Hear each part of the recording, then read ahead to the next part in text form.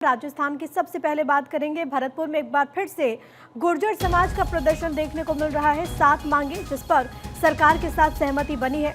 महापंचायत के बाद भी प्रदर्शनकारियों ने अपनी वहां पर जो ट्रेन थी उसको रोक दिया। प्रदर्शनकारियों ने दिल्ली मुंबई ट्रैक को भी जाम किया। भरतपुर में ट्रेन रोककर गुर्जर समाज का विरोध प्रदर्शन।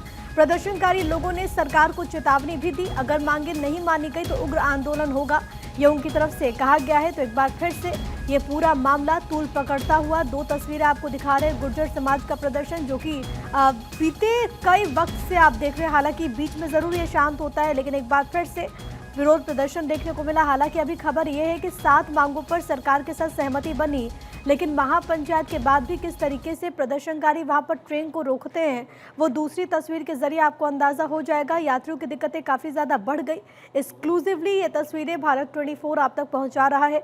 गुर्जर समाज की महापंचायत होती है और इसके बाद भी क्योंकि प्रोटेस्ट जारी है, तो सवाल ये कि सहमति के बाद भी आखिरकार इस प्रदर्शन का क्या मतलब है। क्योंकि पहले अगर ये होता कि सरकार आपकी मांगें नहीं मान रही है तो आपने बड़े पैमाने पर विरोध प्रदर्शन कर लिया, लेकिन अगर सरकार के साथ सहमति बन चुकी है 7 मुद्दों को लेकर के, 7 मांगों को लेकर के, उसके बाद भी अगर प्रोटेस्ट हो रहा है तो फिर सवाल उठेंगे ही। ये तस्वीरें आपको दिखा रहे हैं इस वक्त और मेरे साथ रवि कटारा हमारे सहयोगी इस वक्त कनेक्टेड है। रवि, फिलहाल वहाँ पर ताज़ा सिचुएशन किस तरीके की बनी हुई है? अभी आपने देखा कि पीलूपुरा में आज सुबह जब महापंचायत हुई तो महापंचायत को लेकर सरकार की तरफ से मसौदा भेजा गया, जिसमें जो आंदोलन को लीड कर रहे थे विजय बैसला, उस मसौदा को मानते हुए उन्होंने कहा कि इस महापंचायत को खत्म किया जाता है। हालांकि सबसे बड़ी बात यह रही कि उस महापंचायत में कुछ लोगों ने मसौदे को लेकर आपत्ति दर्ज कराई, जिसके बाद विजय बैसला वहां से रवाना हुए। रवाना होने के बाद बड़ी संख्या में गुर्जर समाज के जो लोग थे, युवा थे, उन्होंने ट्रैक को जाम कर दिया। हालांकि अभी भी ट्रैक पर जो सवाई माधोपुर पैसेंजर जो ट्रेन है उसको रोका हुआ है। पिछले करीब 1-1.25 घंटा हो चुका है। ट्रेन को रोकने के बाद जो यात्री है उसमें यात्री निकलते हुए वापस चले गए हैं, लेकिन बात कि अभी तक जो है लोग हैं वो ट्रैक पर जमे हुए हैं।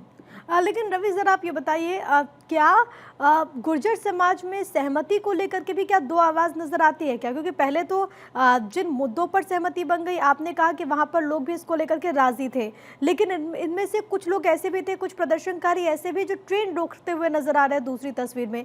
तो क्या यहाँ पर इसको लेकर के कोई मतभेद है क्या? देखिए, बिल्कुल मतभेद साफ नजर आया है। जब इस बात को लेकर घोषणा हुई कि सरकार का जो मसौदा है उस पर हम सहमत है तो इस महापंचायत को समाप्त किया जाता है, इसकी घोषणा विजय बैसला है जिन्होंने की थी। हालांकि वो आरक्षण संघर्ष समिति के अध्यक्ष भी हैं, लेकिन इस बात को लेकर बड़ी संख्या में लोगों ने विरोध दर्ज कराया। उन्होंने कहा कि हमें ये मसौदा मंजूर नहीं है। हालांकि इस बात को लेकर जब ये मंजूर कहने को लेकर ये विवाद हो गया और विजय बैसला अपनी गाड़ी से रवाना हो गए, लेकिन उत्तेजित जो गुर्जर समाज के लोग हैं उन्होंने ट्रैक को जाम कर दिया। और सबसे बड़ी बात ये रही, उस समय ही जब सवाई माधोपुर जो पैसेंजर ट्रेन है वो आ रही थी, जब तक युवा ट्रैक पर पहुंचे तो उस ट्रैक के सामने उस ट्रेन को रोक दिया गया। हालांकि यूपी से आने वाले जो विधायक हैं समाजवादी पार्टी के अतुल प्रधान, वो मौके पर पहुंचे, उन्होंने समझाइश भी की, लेकिन जो लोग थे गुर्जर समाजी उन्होंने उस बात को नहीं माना और ट्रेन को रोक दिया। जी रवि, क्योंकि गुर्जर समाज का जो प्रदर्शन है वो इससे पहले भी हमने देखा है अलग अलग वक्त पर, हालांकि बीच में ज़रूर ये पूरा शांत हो जाता है, लेकिन उसके बाद भी हम देखते हैं कि किस तरीके से वक्त के साथ साथ ये बढ़ता हुआ नजर आता है। क्या मुख्य मांगे इनकी बताई जा रही है, सरकार की तरफ से क्या रुख, और जिन 7 मांगों पर सहमति बनी है उसके बारे में क्या डिटेल्स है हमारे पास? देखिए, जो 7 मांगे थी उसमें एमबीसी जो आरक्षण विधेयक है उसे 9वीं अनुसूची में शामिल किया जाए, पहली जो मांग थी वो ये मांग थी। इसके अलावा आरक्षण आंदोलन के दौरान जो समझौते हुए थे उसकी सही तरीके से पालना कराई जाए, दूसरी मांग ये थी। हालांकि तीसरी मांग जो थी वो सरकारी नौकरियों में 5% आरक्षण का पूरा लाभ दिया जाए, क्योंकि लाभ नहीं मिल पा रहा है। चौथी जो मांग थी वो ये थी कि देवनागरी योजना का सही तरीके से क्रियान्वयन किया जाए। 5वीं जो मांग थी वो ये मांग थी कि आंदोलन के दौरान दर्ज हुए जो मुकदमे थे उसको वापस लिया जाए। इन सभी मांगों पर सरकार ने सहमति बनाई, मसौदा भेजा और उन्होंने नोडल अधिकारी जो है, जो मामले दर्ज हुए पड़े प्रत्येक जिले में नोडल अधिकारी लगाने की घोषणा की। इसकी नोडल अधिकारी की देखरेख में ये वापस केस लिए जाएंगे और जो कैबिनेट की जो मीटिंग होगी उसमें प्रस्ताव बनाकर भेजा जाएगा। लेकिन इन सभी मांगों पर सहमति बन गई थी, लेकिन कुछ जो दूसरा धड़ा था गुर्जर समाज के लोगों का, उन्होंने इस बात को स्वीकार नहीं किया और रेलवे ट्रैक पर जाकर पहुंच गए और ट्रेन को रोक दिया। ठीक है रवि, बहुत शुक्रिया आपका। आप नज़र बना के रखिएगा, आपसे हम आगे भी अपडेट्स लेंगे, दर्शकों तक पहुंचाएंगे। लेकिन फिलहाल ये दो तस्वीर आपकी टीवी स्क्रीन पर, और जिस बात का जिक्र अभी रवि कर रहे थे कि दरअसल गुर्जर समाज के भीतर भी धड़े नजर आ रहे, कम से कम मांगों को लेकर के, सहमति को लेकर के। लेकिन अब आगे क्या होगा इस पर सबकी निगाह है, क्योंकि आम लोगों की दिक्कतें कहीं ना कहीं ट्रेन रोकने की वजह से बढ़ रही है। राजस्थान में गुर्जर समाज एक बार फिर अपने हक और अधिकारों के लिए आवाज उठाने को तैयार नजर आता है। भरतपुर जिले के पीलूपुरा में बड़ी महापंचायत हुई। ये वही जगह है जहां पर 2007-8 में गुर्जर आरक्षण आंदोलन के दौरान कई लोगों ने अपनी जान गंवा दी थी। महापंचायत में गुर्जर समाज अपनी लंबित मांगों को लेकर के आगे की रणनीति पर चर्चा करता हुआ नजर आया। 300 से ज़्यादा गांवों में लोगों से संपर्क हुआ, पीले चावल बांटे गए, जो कि एक तरह से इस आयोजन का न्योता था। गुर्जर आरक्षण संघर्ष समिति के अध्यक्ष विजय बैसला ने इस महापंचायत की घोषणा की। यह आयोजन गुर्जर आंदोलन की 17वीं बरसी पर हुआ, जिससे इसका महत्व और भी ज़्यादा बढ़ जाता है। गुर्जर समाज की आखिर क्या क्या मांगे हैं, और वो भी हम आपको बताते हैं। गुर्जर समाज लंबे वक्त से अपनी कुछ अहम मांगों को लेकर के दरअसल संघर्ष कर रहा है। इस महापंचायत में इन मांगों पर चर्चा होगी, सरकार से इन्हें पूरा करने की मांग भी की गई। इन मांगों में क्या कुछ है वो आपको जरा एक बार बता देते हैं। गुर्जर आंदोलन के दौरान सरकार के हुए समझौते को लागू किया जाए, यही की मांग है। मोस्ट बैकवर्ड क्लास आरक्षण को संविधान की 9वीं अनुसूची में शामिल किया जाए, ताकि ये कानूनी तौर पर मजबूत हो। सरकारी नौकरियों में गुर्जर समाज को 5% आरक्षण का फायदा हो। आंदोलन के दौरान दर्ज किए गए मामले वापस हो।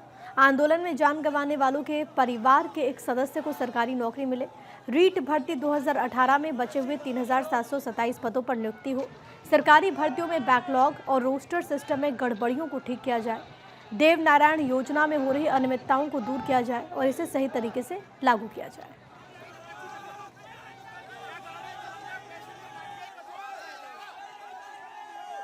हमारी 2019 का जजमेंट हो रखा है, जिसमें सरकार के वकील ने, एजी ने कोर्ट में हलफनामे के बाद लिखा हुआ है कि आरक्षण पहले जनरल में मिलेगा एमबीसी को, फिर उसका ओबीसी में देखा जाएगा, फिर एमबीसी में देखा जाएगा। इसका अनुसरण ही नहीं हो रहा, क्या कर रहे हैं। और मजेदार बात यह है कि 2019 में 5% आरक्षण मिलने के बाद 6 या 7 महीने तक 5 या 6 नौकरियों में ओबीसी में भी आरक्षण दिया गया है और जनरल में भी दिया गया है और एमबीसी में भी दिया गया है। एक दिन सवेरे उठ करके कैसे बदल दिया रूल।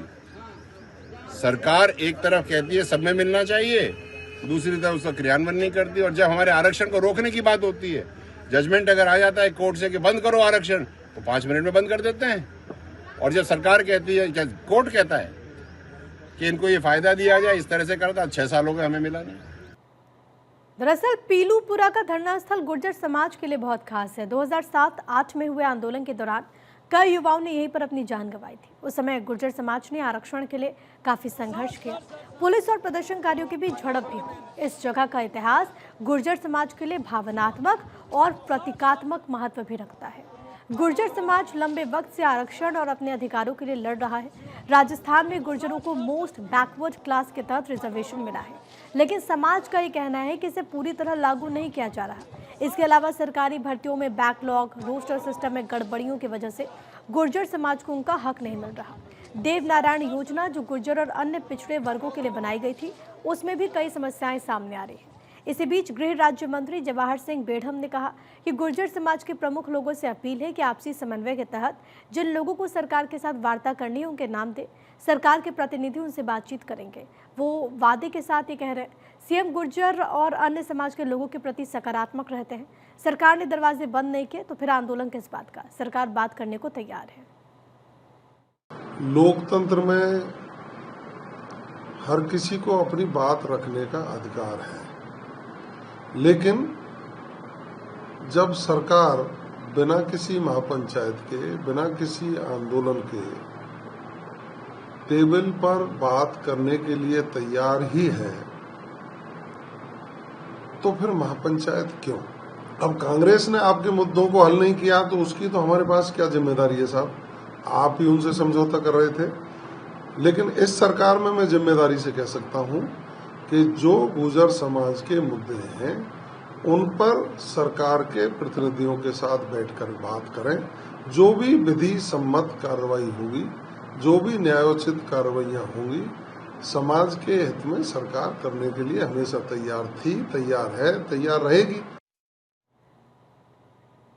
तो महापंचायत में गुर्जर समाज न सिर्फ अपनी मांगों को सरकार के सामने रखने की रणनीति बनाया यहाँ पर नजर आया, बल्कि ये भी तय हुआ कि अगर सरकार इन मांगों को नहीं मानती तो आगे क्या कदम उठाए जाएंगे।